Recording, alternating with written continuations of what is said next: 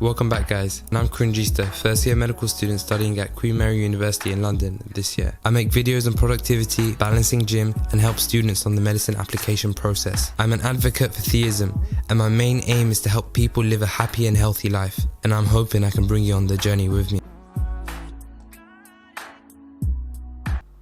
Damn! Cringista! 2K subs! Damn! I'm actually not gonna lie to you guys, you know, every other video that I made, I'm not really myself. Obviously, there's a little bit of acting, but this video, gonna be a massive change up. I'm actually gonna act myself, hopefully, God willing. But nonetheless, all the support that I've been given, honestly, you know, it means a lot. You know, I've actually slowed down saying that. I'm telling you, it means a lot. A big 2K. Anyway, so for the guys that are new to the channel, welcome. It's Cringista, first year medical student studying at Queen Mary, but you could call it Barts basically. And I hope that everyone who's watching this is actually doing well, and I'm not just saying it for the mere convenience of saying it.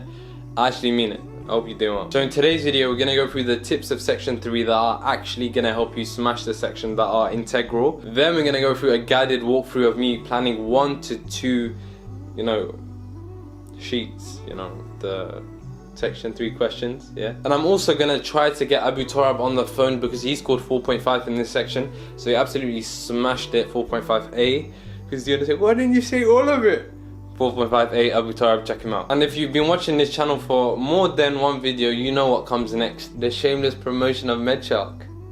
So I'm the owner of Medshark, and this year, summer 2020, I ran a course that had over 600 to 700, I think it's over 700, maybe near 800 right now, of students actually preparing for the UCAT, and the feedback was absolutely whopping. So many people scored over 700, which is like the benchmark to almost secure your place at the medical school interview. Over 20 sentence scores that are over 700, with some of the scores ranging from 750 all the way to 860. 860, you heard that clear, average. Poppy Calder, you absolutely smashed it, you know who you are, amazing. Honestly, hands up, I give up. You can become the teacher now. One more thing that I wanted to say in 2020 is that I don't have a question banker website for you to be able to access the BMAT answers, but by next year, God willing, I will help people without having them pay like £35 to go get a Medify subscription. So if you're watching this 2021, you know, check out the link below. But nonetheless, with the intro actually over, and with no further ado, you know the exit that I like.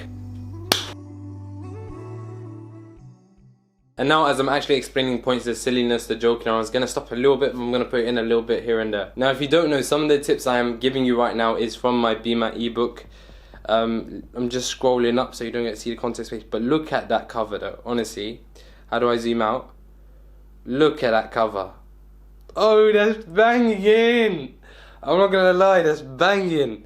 But obviously the content's more banging inside. So I'm going to go through 2 pages of the ebook for section 3. Section 3 isn't as important as section 1 and section 2. Hence the reason why I'm going through the ebook on this, because obviously I don't want to mug some of the people off that have got it. Now the first thing to know is that even although section 1 and section 2 is going to be online on like a computer or a laptop that you're going to use in a test center, section 3 is still going to be a written section, and the cap is 550 words. And on top of that, you're going to have one side of a A4 paper, and the margins are going to be a little bit inward, so it's going to be less than A4. You cannot mess up this paper, hence the importance of strategizing and planning that I'm going to mention in a bit. I honestly don't know why I was pointing over there. It's what makes my YouTube videos the YouTube videos, because I don't cut it out. So typically, I believe it was from like 2015-ish, I don't exactly remember, but there were 4 titles, one about veterinary medicine, one about normal medicine, one about politics-ish, statement, Aristotle, that sort of, and then the last one's like philosophy. And even though Aristotle fits into philosophy, I don't care, I'm just telling you an example. The veterinary medicine one actually did get scrapped, so you don't really need to focus on that, neither do you need to answer all 4. You select one. Now one of the most important tips I'm going to mention, and honestly if I could grab this one, you know, and grab this one, both of these together and give you a combination, so quick hook and an uppercut with this, I would, because I know some people are going to go for certain topics like the Aristotle philosophy one and then flop it so bad because they think that it's a harder question, so if I do, I'm gonna get more marks. No mate, you're wrong. You're just wrong. It's about conveying your ideas in a coherent, structured, formal way, and that's all they care about. Hopefully, inshallah, when I call Abu Turab on the phone, you'll see that it doesn't matter. And on top of that, I'll probably link a video up here, which is the BMAT administrators admission team markers, and they mentioned themselves that it doesn't matter which topic you choose, it's about how you explain it. And on top of that, I have a video up here and another one up here, which is going to be the Oxford and Cambridge scores for like section 3 as well. So you'll see that it doesn't, again, the section has hardly any relevance if you score over like 3, and unless you're from like another country or you have like some difficulties when it comes to like explaining yourself, dyslexia, maybe something like that, you shouldn't really need to worry, but you still need to prepare, and that's what this video is for. Now the third tip is so cringeista important. Now the third tip to use, which is so important, is that when people say you need to read an article, you need to read this, you need to read that, and you're like, what do I actually read? How do I actually revise for this section? People usually say read articles, read this, read that, and it gets so confusing. The best tip that I'm going to give you is that if you have the Medify subscription, which you should, because I haven't released something like that, and I know Medify is going to get onto my tail. Oh, do you plan on making something like Medify? Oh, Medify, they charge like £35, and honestly, I don't think for something like that you need to charge £35. So if I make something like that, you guys need to jump on it. Anyway, wallahi, I could say I nearly had basically the same problem. So one thing that I found that really helped me was that for Medify, they have section 3 explanations. So check that out. Take bullet points or like 3-4 explanations, examples, main points that are used in, for example, the medicine titles from like 15 years ago all the way until now. So you have like 60 points, quick maths, and you memorize those 60 points, and hopefully, inshallah ta'ala, you will smash it. So you don't need to worry that much about it. Just ensure that you memorize the argument itself so that you can essentially change the context behind it and use it in your practice. So the one thing you realize is the more papers you do for section 3, trust me, you're gonna get better. So another tip is to ensure that you know the legal, ethical stuff like abortion, euthanasia, assisted suicide, the basic stuff that's basically on Ali Abdal's playlist, or it's probably going to be on mine in a bit when I start to copy him. The reason being is that most ethical scenarios basically 3-dimensional, and hence there's going to be arguments on both sides, and for you to be able to understand that, especially when it comes to hitting the second subtopic target that's behind or inside the question, you'll see what I mean. So tranquillo, you know, tranquillo, señor.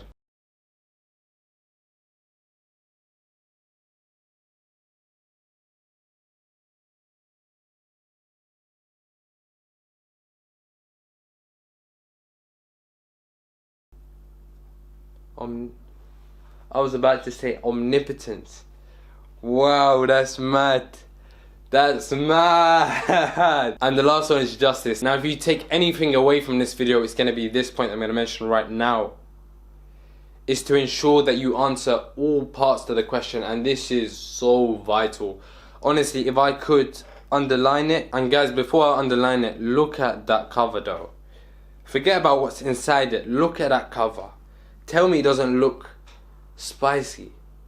Astaghfirullah. Even there's no eyes on there as well. So the guys will be like, why are you drawing some creations? It's digit. It's kidik. Relax. But like I was saying, underlining it right now so you guys can see what colour. I think I like the colour red. Astaghfirullah. No. Joking. Just messing around. Ensure you address all parts of the question. Usual structure of the statements followed by points of the examiners you may wish to address. The marker. Okay, long story short, beneath every single title are small subpoints that you need to cover in your answer. If you do not cover those questions, you will be capped at a 2, and your BMAT application will basically go into the bin. So please bear that in mind. And like I said, print all section 3 papers, giving them 15 minutes worth of practice for the first 3 that you do, and then writing it out after. Reason being is that when you first start, you're going to find it really difficult trying to master the timing as well as the writing onto a piece of paper, but you need to practice that so that you don't freeze in the real exam. So for the first couple of papers that you actually sit, ensure that you plan it for like 15 minutes and then you get into it. Right now I'm feeling a little bit bored. Let's go on to the next questions. Okay, so this is the structure. You can probably see it on screen right now. Behind the questions, meaning of the statement, or whatever. So the first thing to do is to explain the meaning. The second one is the argument supporting the statement.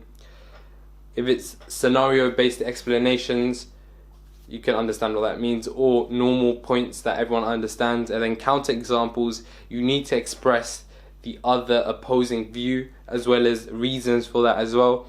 And then the way to end it up is to weigh up and conclude. And do remember, all of this needs to be on a space of A4. So clarity is really, really important. But the only way, or one of the only ways you're going to be able to do this is that if you plan thoroughly.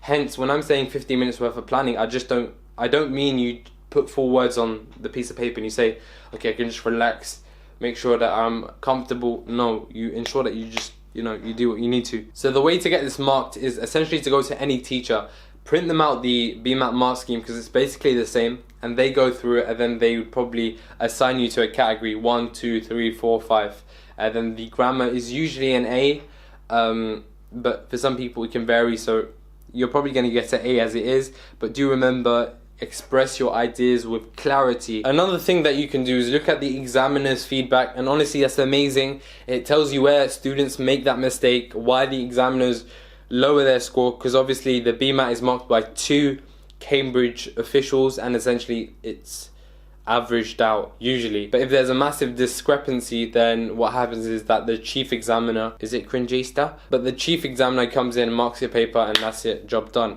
Alright, just ensure that you practice on the time conditions.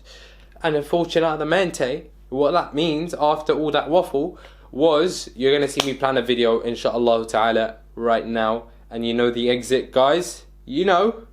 Don't pretend you don't know. And I've got to practice before I get married as well. Okay guys, so the first one I'm going to go through right now is the one on self-inflicted diseases. You'll probably be able to see it on screen now if it focuses. Let me just ramp up the brightness. Okay, that should be khair. Alright, so the question on here, and this is the November 2010. November the 3rd. So the one I'm going to answer is the second question. People injured whilst participating in extreme sports should not be treated by publicly funded healthcare. So you need to follow the structure that I do mention inside the ebook, and on top of that there's the explain the reason behind the statement, suggest an argument for the statement, and to what extent does this justify a change in public attitudes towards personal risk taking. So hopefully I'll go through this right now, and on top of that there will be a screenshot that you can actually see the question on screen right now. So the one thing that I will say is that as the question itself does say explain the reasoning behind this statement, they want you to put yourself in the boots of the person who's actually saying this. The first thing I'm actually going to mention is that essentially what this does is I don't know how to, should I write like that?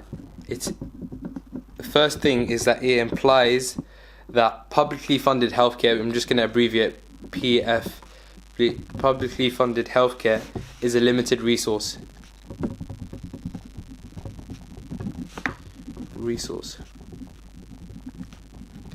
The reason why I'm mentioning this is on the basis that if it was abundant in nature, no one would really complain. But obviously we know whenever you go to the A&E there's extreme wait times, especially if you go to like Royal London or Criss Cross Hospital, something like that.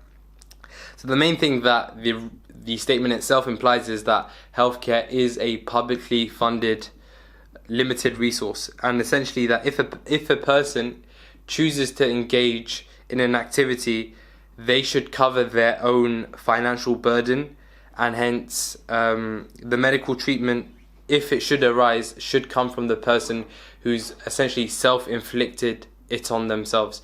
So essentially, just summarizing what I was saying, is that if more risky action is taken, the fault should lie on the person who takes the action, whether it be skiing, UFC fighters, boxing, and things of that nature. So you can talk about skiers. I'm not even sure how you spell that correctly. So probably be losing out on some grammar points, but I still got an A somehow.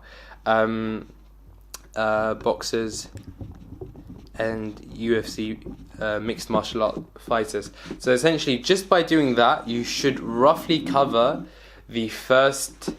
You should cover the first objective, first sub point. So you're on track to getting at least higher than a 2. So that's the first thing. The second thing that he says within the question is to explain or suggest arguments against this statement. So essentially, we know that the NHS was funded by a person by the name of Lord Bevan. Obviously not a lord of land, before someone says shirk, kufr. No. A lord of land, and essentially it's on the principle that people should essentially only be discriminated against in terms of clinical need. So essentially all it is arguments for equality in terms of healthcare, and that a person shouldn't have to pay for it. So hence, putting across the opposing argument, I'd first start off by mentioning disproportionate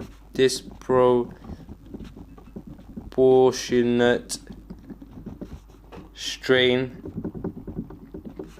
on NHS, and hopefully I'll just keep it as a diagram. So essentially the proposed policy would mean that people would have to live a very mundane life. So essentially you can just get onto that, just mention that people would live a mundane lifestyle, and hence by living a mundane lifestyle would encourage people to. So one thing that I forgot to mention was that no extreme sports are meant to take place. So discriminating against all sports in that favour. So anyone who, or any activity that means that, or personally risky behaviour would have to be penalised in order to be like unfairly just. Do you understand what I'm saying? Even though that's the oxymoron. Personally risky behaviour would not be tolerated as well. That's another point to mention. And on top of this, it also can lead to, and this is the fallacy that I mentioned in the section 1 video that will probably be linked at the bottom, is that you must then lead to penalise on the basis that if you're following this line of reasoning, because they're essentially self-inflicting themselves, penalise the alcoholics, and then those that eat from a poor borough. So for example, like KFC eaters or McDonald's, they must be penalised as well. And also cigarettes, because it's shown via like biology itself that those are problems, and so on and so forth. And at this point, one thing is that taxpayers' money, they're paying tax for. Some people are paying tax and they're not receiving the benefit of paying for healthcare, because essentially they're being openly discriminated. So, openly discriminated by NHS, by the NHS, and hence against the principles upon which it was founded.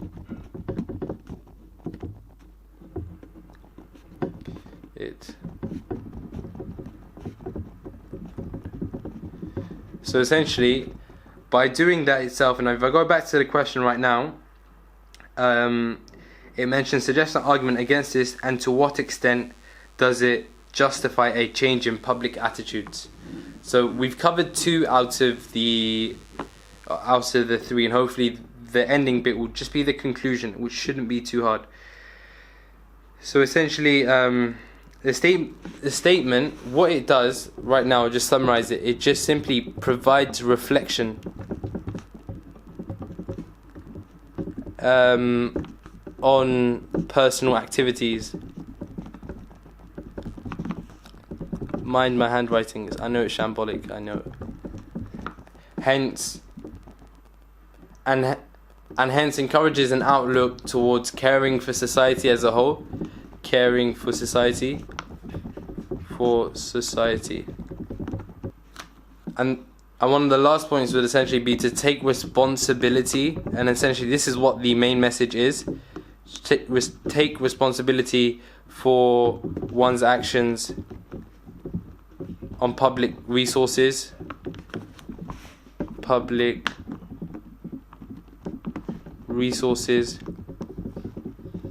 And potentially you might just want to sum up and say something by, potentially you might want to mention something like and change begins from the individual. So again, just quickly going through this, you explain the statement, which is essentially part 1 of the structure behind the section 3, and then that's part 2. You don't need a part 3 because it only asks you to put the argument against, and then you summarize it with 3, and it does show that you've reflected upon the statement.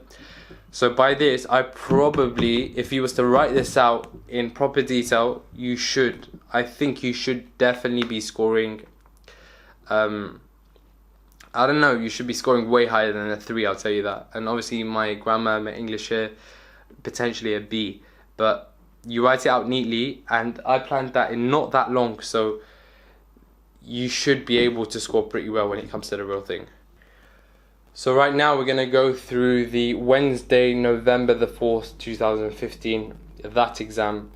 And hopefully we're going to go through that not that. Treating an individual patient, the physician must also think about the wider society. And explaining these questions, explain the reasoning behind the statement, argue that a doctor should only consider the individual that he or she is treating at the time. With respect to medical treatment, to what extent can a patient's interests differ from those of the wider population? And from what comes to my head right now, you talk about, sorry, I actually cut off, but with all due respect to medical treatment, to what extent can a patient's interests differ with those of the wider population? So that's essentially what it is. And hopefully we will get into it almost immediately. 1 second. I just screenshot it. Now we're going to go on to the explanation behind it. Now, when it comes to explaining the statement, we should essentially point out that a physicians has a responsibility to the greater public as well as the individual patient itself. That's what they refer to as the wider community, and essentially that's the local community, the public at a national level, even at an international level. So I'll summarize a physician as P. P has a responsibility to the individual, let's just say country, society, and that's essentially just explaining the statement, as well as the person itself. And one thing that you could do to essentially show examples of this is a patient that has or experiences problems with epilepsy. Now, even although they may want to drive, you can't let them drive, and you need to inform the DVLA, the driving body, on the basis that if they drive a car, they may hit people on their seizures.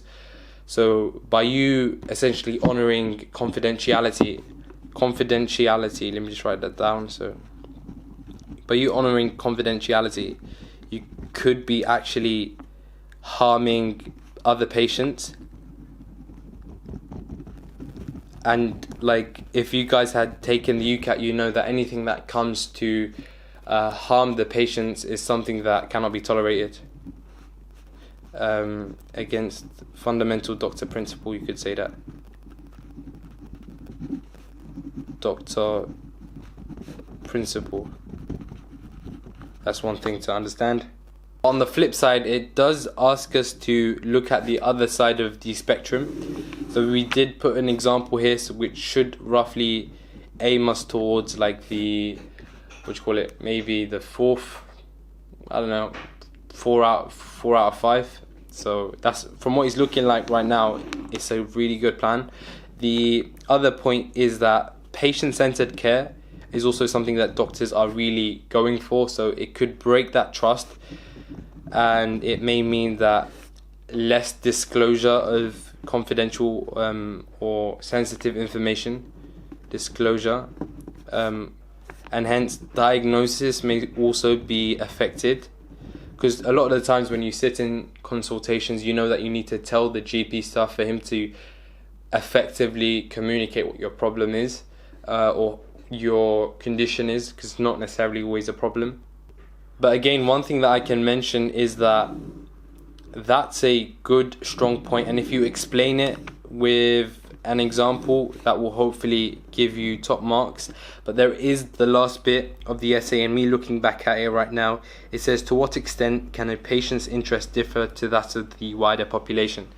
Now, the patient's interest, you could be potentially asking for treatment. There is a body called NICE which deals with how expensive can a treatment for an individual patient be without jeopardizing the potential treatment or expenditure of the NHS on different treatments. So whether it be like cancer research or a specific heart surgery, which one would they place? So NICE, I'd tell you to just look into and know about. The other thing is that, and you can just use a quick example to explain the extent, but to summarize, you could very simply just say that a effective treatment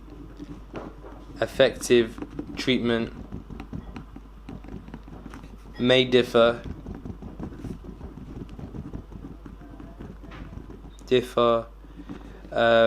with different individuals within a society, individuals in a society. Hence, you could, something very, very cliche that you could mention is that so every patient should be assessed individually. And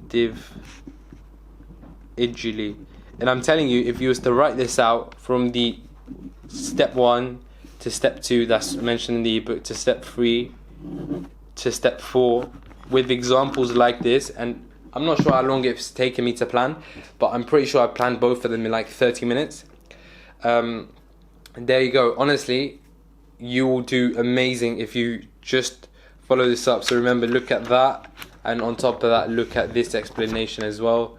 And if you followed it through, I'm not going to say I guarantee you a good score, but you should honestly do amazing. And with that, I'm going to wrap it up. So guys, if you have anything else that you want to let me know of, put it in the comments down below. On top of that, I do have a Q&A playlist that is really beneficial for the medicine application process. On top of that, there is the website that you can check out at the bottom, and one more thing is the Q&A playlist. One other thing for you guys to look out for is the MMI course that I plan to launch in somewhat near the future, roughly December time. So drop me a message. Also, just stay up with the Medshark story, and you should know with the progression of the MMI course. MMI course. But yeah, anyway guys, take care. I'm going to stop this now. Leave quick thumbs up so you can see that, and a quick thumbs up there. 3, 2